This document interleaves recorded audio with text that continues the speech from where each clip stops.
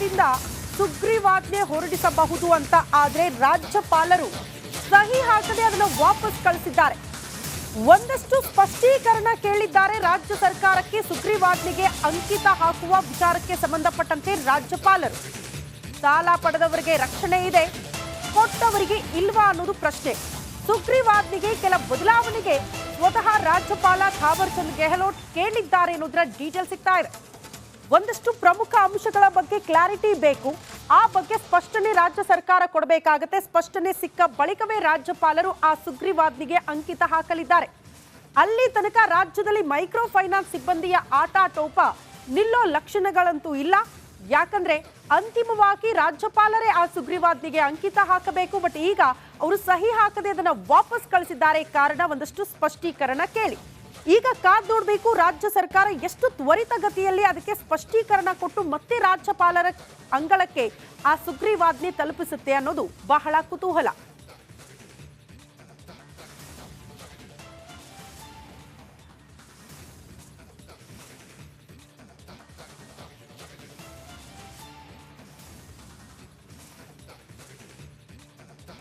ನೋಡಿ, ಈಗ ರಿಪಬ್ಲಿಕನ್ ಒಂದಷ್ಟು ಅಂಶಗಳನ್ನ ಕೂಡ ನಿಮ್ಮ ಮುಂದೆ ಇಡುತ್ತೆ. ಯಾಕೆ ರಾಜ್ಯಪಾಲ ಥಾವರ್ ಚಂದ್ ಗೆಹ್ಲೋಟ್ ಅವರು ಸುಗ್ರೀವಾಜ್ಞೆಗೆ ಅಂಕಿತ ಹಾಕಿಲ್ಲ, ಯಾವ ವಿಚಾರಕ್ಕೆ ಅವರು ಸ್ಪಷ್ಟನೆ ಕೇಳಿದ್ದಾರೆ ಅನ್ನೋದರ ಡೀಟೇಲ್ಸ್ ಅನ್ನ ನಿಮ್ಮ ಮುಂದೆ ಇಡ್ತಾ ಇದೀವಿ. ಮೈಕ್ರೋ ಫೈನಾನ್ಸ್ ಸುಗ್ರೀವಾಜ್ಞೆಗೆ ರಾಜ್ಯಪಾಲರು ಸಹಿ ಹಾಕಿಲ್ಲ, ಬದಲಾಗಿ ಸುಗ್ರೀವಾಜ್ಞೆ ಅನ್ನುವಂತಹ ವಿಚಾರಕ್ಕೆ ಸಂಬಂಧಪಟ್ಟಂತೆ ಅವರು ತಣ್ಣೀರು ಎರಚಿದ್ದಾರೆ ಅನ್ನುವಂತಹ ವಿಚಾರ. ಸುಗ್ರೀವಾಜ್ಞೆಗೆ ಅಂಕಿತ ಹಾಕದೆ ವಾಪಸ್ ಕಳಿಸಿದ್ದಾರೆ ಗವರ್ನರ್. ಅದಕ್ಕೆ ಕಾರಣಗಳು ಕೂಡ ಇದೆ. ಯಾಕೆ ಹಾಗೆ ಕಳಿಸಿದ್ರು ಅನ್ನೋದಕ್ಕೆ ಹಲವು ಸ್ಪಷ್ಟನೆ ಕೇಳಿ ರಾಜ್ಯಪಾಲರಿಂದ ಸುಗ್ರೀವಾಜ್ಞೆಯನ್ನ ವಾಪಸ್ ಕಳಿಸ್ಕೊಟ್ಟಿದ್ದಾರಂತೆ. ಅದಕ್ಕೆ ಈಗ ರಾಜ್ಯ ಸರ್ಕಾರ ಸ್ಪಷ್ಟೀಕರಣ ಕೊಡಬೇಕು. ಯಾವೆಲ್ಲ ಅಂಶಗಳಿಗೆ ಸಂಬಂಧಪಟ್ಟಂತೆ ಅವರು ಸ್ಪಷ್ಟೀಕರಣ ಕೇಳಿದ್ದಾರೆ ಅನ್ನೋದನ್ನ ಕೂಡ ಗಮನಿಸೋಣ. ಸುಗ್ರೀವಾಜ್ಞೆಯಲ್ಲಿ ಸಾಲ ಪಡೆದವರ ರಕ್ಷಣೆಗೆ ಮಾತ್ರ ಗಮನ ವಹಿಸಿದ್ದೀರಿ, ಆದ್ರೆ ಸಾಲ ಕೊಟ್ಟವರ ಬಗ್ಗೆ ಕೂಡ ಗಮನ ವಹಿಸಬೇಕಲ್ಲ, ಅದ್ರ ಬಗ್ಗೆ ಸ್ಪಷ್ಟೀಕರಣ ಬೇಕು ಅನ್ನುವಂತಹ ವಿಚಾರವನ್ನ ರಾಜ್ಯಪಾಲರು ಪ್ರಮುಖವಾಗಿ ಇಲ್ಲಿ ಉಲ್ಲೇಖ ಮಾಡ್ತಿದ್ದಾರೆ. ಅದ್ರ ಜೊತೆಗೆ ಸಹಜ ನ್ಯಾಯದ ಅಡಿ ಸಾಲ ಕೊಟ್ಟವರಿಗೆ ರಕ್ಷಣೆನೇ ಕಾಣಿಸ್ತಾ ಇಲ್ಲ ಈ ಸುಗ್ರೀವಾಜ್ಞೆಯಲ್ಲಿ. ಅದ್ರ ಬಗ್ಗೆ ಕೂಡ ನೀವು ಸ್ಪಷ್ಟೀಕರಣ ಕೊಡಬೇಕಾಗುತ್ತೆ. ಕಾರಣ ಮುಂದಿನ ದಿನಗಳಲ್ಲಿ ಅದು ಸಮಸ್ಯೆ ಆಗಬಹುದು ಅನ್ನುವಂತಹ ವಿಚಾರವನ್ನ ಪ್ರಸ್ತಾಪ ಮಾಡಿದ್ದಾರೆ. ಸುದೀರ್ಘ ಅವಧಿಯಲ್ಲಿ ಇದು ಮಾರಕ ಕೂಡ ಆಗಬಹುದು ಅಂತ ರಾಜ್ಯಪಾಲರು ಆತಂಕ ವ್ಯಕ್ತಪಡಿಸಿದ್ದಾರೆ. ಅದ್ರ ಬಗ್ಗೆ ಕ್ಲಾರಿಟಿ ಕೊಡಬೇಕಾಗುತ್ತೆ. ಮೈಕ್ರೋ ಫೈನಾನ್ಸ್ 3 ಲಕ್ಷಕ್ಕೂ ಜಾಸ್ತಿ ಸಾಲ ಕೊಡೋ ಹಾಗಿಲ್ಲ, ಕೊಡಬಾರದು ಅನ್ನುವಂತಹ ವಿಚಾರವನ್ನ ಕೂಡ ರಾಜ್ಯ ಸರ್ಕಾರ ಸ್ಪಷ್ಟಪಡಿಸಿತ್ತು. ಅದ್ರ ಬಗ್ಗೆ ಕೂಡ ನೀವು ಸ್ಪಷ್ಟೀಕರಣ ಕೊಡಿ ಅಂತ. 5 ಲಕ್ಷ ದಂಡ ಹೇಗೆ ಒದಗಿಸ್ತೀರಾ ಅನ್ನೋದನ್ನ ಕೂಡ ಗವರ್ನರ್ ಪ್ರಶ್ನೆ ಮಾಡಿದ್ದಾರೆ.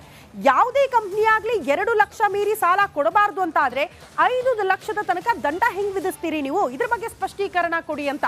10 ವರ್ಷದ ಶಿಕ್ಷೆ ಪ್ರಮಾಣದಲ್ಲಿ ಯಾವುದೇ ಲಾಜಿಕ್ ಇಲ್ಲ ಅನ್ನೋದನ್ನ ಕೂಡ ರಾಜ್ಯಪಾಲರು ಇಲ್ಲಿ ಪ್ರಸ್ತಾಪ ಮಾಡಿದ್ದಾರೆ. ಅದ್ರ ಬಗ್ಗೆ ಕೂಡ ಸ್ಪಷ್ಟೀಕರಣ ಕೊಡಬೇಕಾಗುತ್ತೆ. ಪ್ರಾಮಾಣಿಕವಾಗಿ ಸಾಲ ಕೊಟ್ಟವರಿಗೂ ಕೂಡ ಇದು ಎಫೆಕ್ಟ್ ಆಗುತ್ತೆ.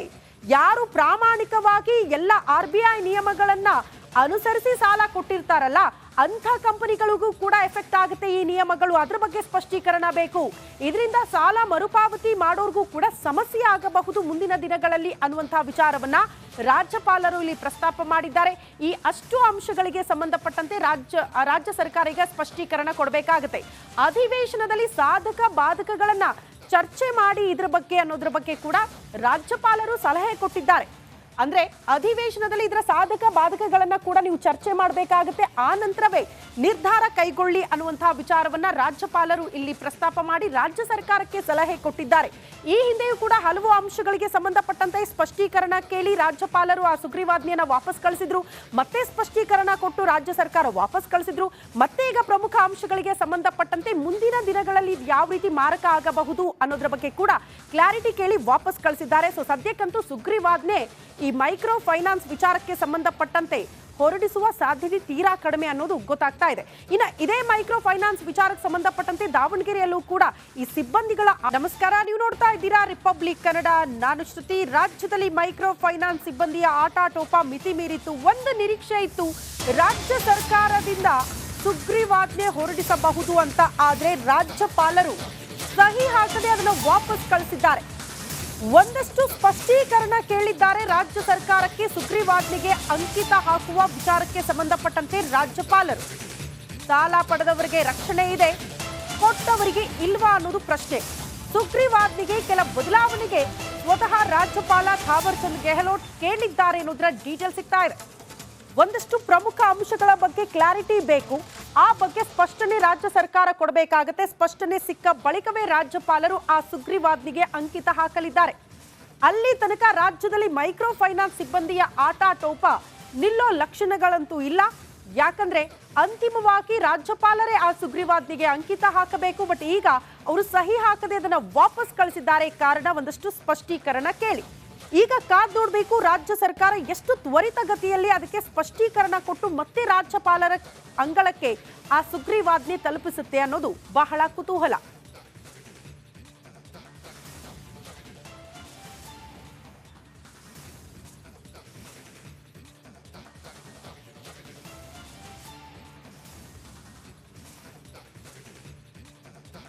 ನೋಡಿ, ಈಗ ರಿಪಬ್ಲಿಕಾನ ಒಂದಷ್ಟು ಅಂಶಗಳನ್ನ ಕೂಡ ನಿಮ್ಮ ಮುಂದೆ ಇಡುತ್ತೆ. ಯಾಕೆ ರಾಜ್ಯಪಾಲ ಥಾವರ್ ಚಂದ್ ಗೆಹ್ಲೋಟ್ ಅವರು ಸುಗ್ರೀವಾಜ್ಞೆಗೆ ಅಂಕಿತ ಹಾಕಿಲ್ಲ, ಯಾವ ವಿಚಾರಕ್ಕೆ ಅವರು ಸ್ಪಷ್ಟನೆ ಕೇಳಿದ್ದಾರೆ ಅನ್ನೋದರ ಡೀಟೇಲ್ಸ್ ಅನ್ನ ನಿಮ್ಮ ಮುಂದೆ ಇಡ್ತಾ ಇದೀವಿ. ಮೈಕ್ರೋ ಫೈನಾನ್ಸ್ ಸುಗ್ರೀವಾಜ್ಞೆಗೆ ರಾಜ್ಯಪಾಲರು ಸಹಿ ಹಾಕಿಲ್ಲ, ಬದಲಾಗಿ ಸುಗ್ರೀವಾಜ್ಞೆ ಅನ್ನುವಂತಹ ವಿಚಾರಕ್ಕೆ ಸಂಬಂಧಪಟ್ಟಂತೆ ಅವರು ತಣ್ಣೀರು ಎರಚಿದ್ದಾರೆ ಅನ್ನುವಂತಹ ವಿಚಾರ. ಸುಗ್ರೀವಾಜ್ಞೆಗೆ ಅಂಕಿತ ಹಾಕದೆ ವಾಪಸ್ ಕಳಿಸಿದ್ದಾರೆ ಗವರ್ನರ್. ಅದಕ್ಕೆ ಕಾರಣಗಳು ಕೂಡ ಇದೆ. ಯಾಕೆ ಹಾಗೆ ಕಳಿಸಿದ್ರು ಅನ್ನೋದಕ್ಕೆ ಹಲವು ಸ್ಪಷ್ಟನೆ ಕೇಳಿ ರಾಜ್ಯಪಾಲರಿಂದ ಸುಗ್ರೀವಾಜ್ಞೆಯನ್ನ ವಾಪಸ್ ಕಳಿಸ್ಕೊಟ್ಟಿದ್ದಾರಂತೆ. ಅದಕ್ಕೆ ಈಗ ರಾಜ್ಯ ಸರ್ಕಾರ ಸ್ಪಷ್ಟೀಕರಣ ಕೊಡಬೇಕು. ಯಾವೆಲ್ಲ ಅಂಶಗಳಿಗೆ ಸಂಬಂಧಪಟ್ಟಂತೆ ಅವರು ಸ್ಪಷ್ಟೀಕರಣ ಕೇಳಿದ್ದಾರೆ ಅನ್ನೋದನ್ನ ಕೂಡ ಗಮನಿಸೋಣ.